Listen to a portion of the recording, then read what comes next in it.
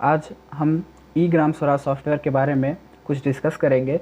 यह सॉफ्टवेयर पंचायती राज में सारा अकाउंटिंग बेस्ड वर्क के लिए बनाया गया है। इस सॉफ्टवेयर से आप जान सकते हैं कि आपके पंचायत में किसी एक पर्टिकुलर स्कीम में कितना पैसा गवर्नमेंट द्वारा दिया जा रहा है काम कराने के लिए, और फिर उसके लिए आपको बजट बनाना होगा कि पूरे साल आपको कैसे काम करना है। सारे पेमेंट्स आप इसी सॉफ्टवेयर से कर सकते हैं। तो चलिए आगे बढ़ते हैं।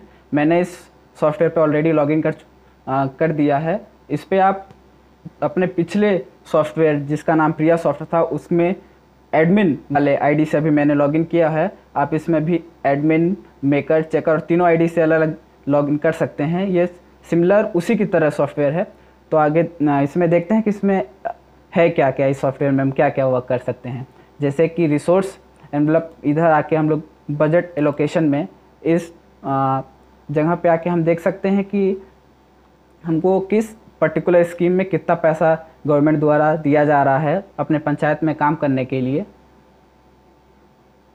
और साथ ही उस बजट से हम क्या क्या काम कर सकते हैं,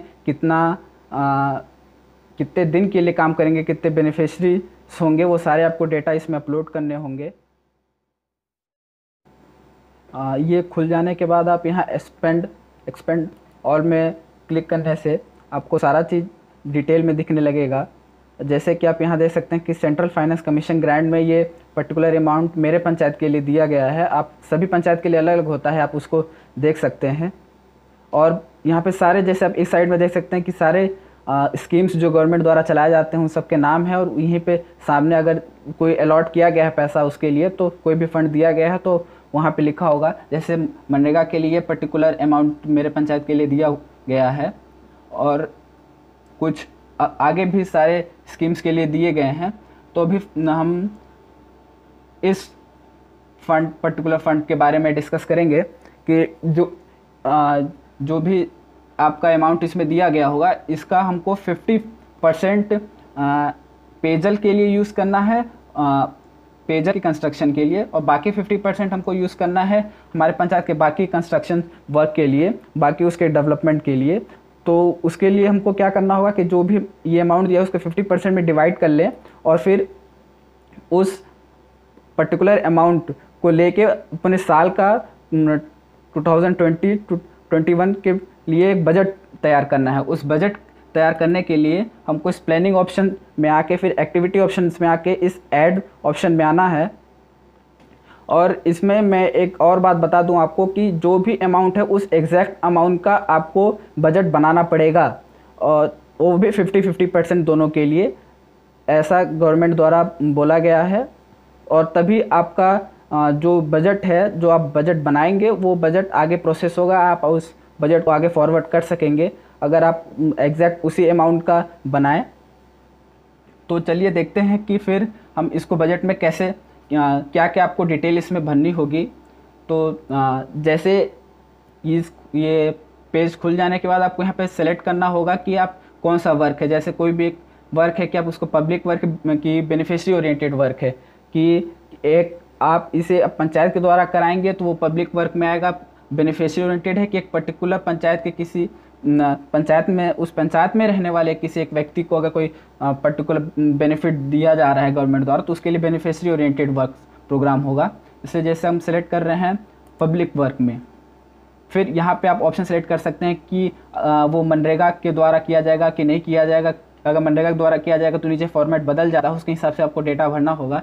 अगर आप इसे नहीं सिलेक्ट कर रहे हैं तो हम आगे बढ़ते हैं। यहाँ पे आपको देना है कि पब्लिक एक्टिविटी वर्क क्या है, कि आपका एक्टिविटी क्या है, उसको को यहाँ पे नाम देना है। जैसे हमारे पंचायत का काम है कूप निर्माण कराना है, और फिर उसी एक्टिविटी का डिस्क्रिप्शन में देना है कि आप कूप निर्माण कहाँ कराएंगे, डिटेल में उसमें इसमें आपको भरना होगा। तो मैं जल्दी से इसे भर लेता हूँ। फिर हम आगे बढ़ेंगे। फिर ये है कि आप किस एरिया को फोकस कर रहे हैं, ये आप डेवलपमेंट अपने पंचायत में कराते समय, जैसे कूप निर्माण तो ये ड्रिंकिंग वाटर के उसमें आएगा। फिर मिशन अंत्योदय, इसमें अगर आप ये अवेलेबिलिटी है आपके पंचायत में तो आप ये टिक करें, नहीं तो अन्यथा अन्य पे टिक करें। और ज़्यादातर अन्य नन पे ही होगा, क्योंकि इससे गवर्नमेंट ये जानना चाहती है कि कितना प्रोग्रेस है आपके पंचायत में, क्या क्या अवेलेबल है। ये यहाँ से फिर आप सेलेक्ट करें कि ये एक्टिविटी किसके लिए है, तो हम यहाँ जनरल सेलेक्ट करते हैं।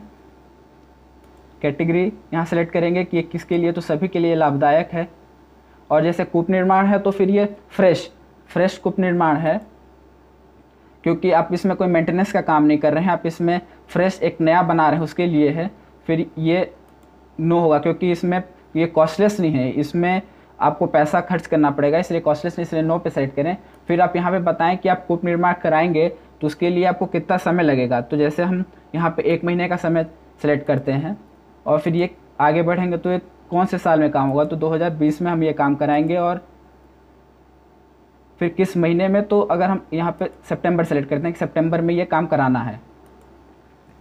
इसमें आपको एक बात और ध्यान देना पड़ेगा कि आप ये सारे डेटा कि आप कितना समय लगेगा, कब कराना है, किस साल में कराना है, ये सारे डेटा आप अपने पंचायत के अनुसार भरें, आप अपने अनुसार भरें जो आपके लिए होगा। फिर एस्टिमेटेड कॉस्ट की, इसमें आपको कितने पैसे खर्चे होंगे ये इसमें डालना है। फिर यहाँ पे एक्सपेक्टेड बेनिफिशरीज़ कि उस डेवलपमेंट से जनरल में को कितना फ़ायदा हो रहा है, एससी को कितना फ़ायदा हो रहा है, ये चीज़ आपको यहाँ पे डेटा भरना है।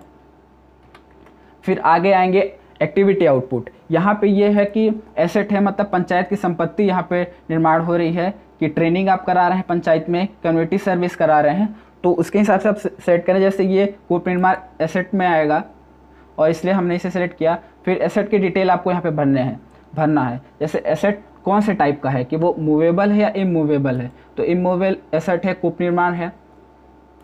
फिर कैटेगरी में यहाँ पे इरिगेशन सोर्स में इधर आ जाएगा,